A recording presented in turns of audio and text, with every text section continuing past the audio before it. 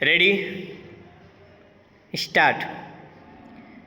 इस्लाम में तलाक एक प्रक्रिया है जिसमें निकाह की शर्तों को मानने वाले दंपति अलग होते हैं। तलाक होने के बाद वे एक दूसरे के पति पत्नी नहीं रह जाते हैं। इस्लाम में कहा जाता है एक पुरुष और एक स्त्री की अपनी आज़ाद मर्जी से एक दूसरे के साथ पति और पत्नी के रूप में रहने का फैसला, जिम्मेदारियों को उठाने की शपथ लें। एक निश्चित रकम जो आपसी बातचीत से तय हो, मेहर के रूप में औरत को दें और इस नए संबंध की समाज में घोषणा हो जाए। इस्लाम में इसके बिना किसी मर्द और औरत का साथ रहना और यौन संबंध स्थापित करना गलत बल्कि एक बड़ा अपराध है।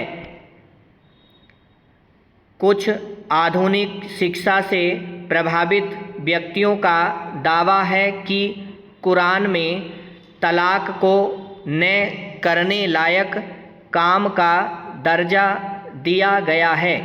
यही वजह है कि इसको खूब कठिन बनाया गया है।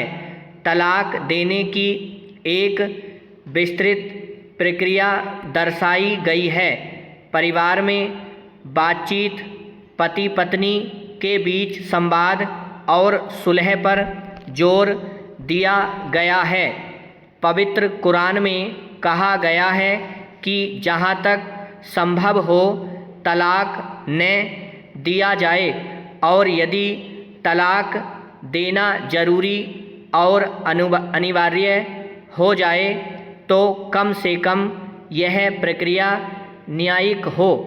इसके चलते पवित्र कुरान में दोनों पक्षों से बातचीत या सुलह का प्रयास किए बिना दिए गए तलाक का जिक्र कहीं भी नहीं मिलता।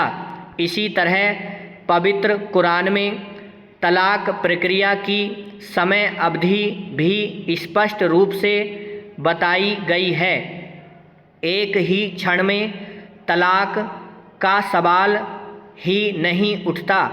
खत लिखकर, टेलीफोन पर या आधुनिक काल में ईमेल, SMS अथवा व्हाट्सएप के माध्यम से एक तरफा और जुबानी या अनौपचारिक रूप से लिखित तलाक की इजाज़त इस्लाम कतई नहीं देता। एक बैठक में यह एक ही वक्त में तलाक दे देना गैर इस्लामी है।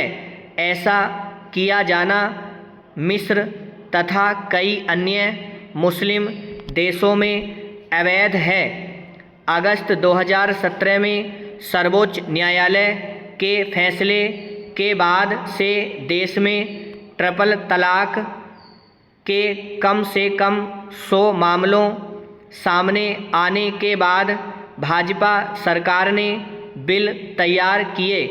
28 दिसंबर 2017 को लोकसभा में मुस्लिम महिला विवाह अधिनियम संरक्षण विधेयक 2017 को पारित कर दिया।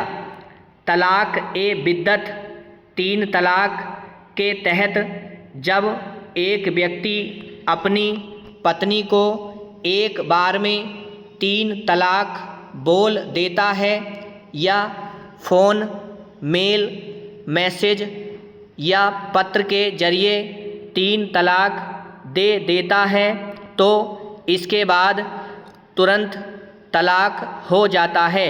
इसे निरस्त नहीं किया जा सकता। ब्राह्मण।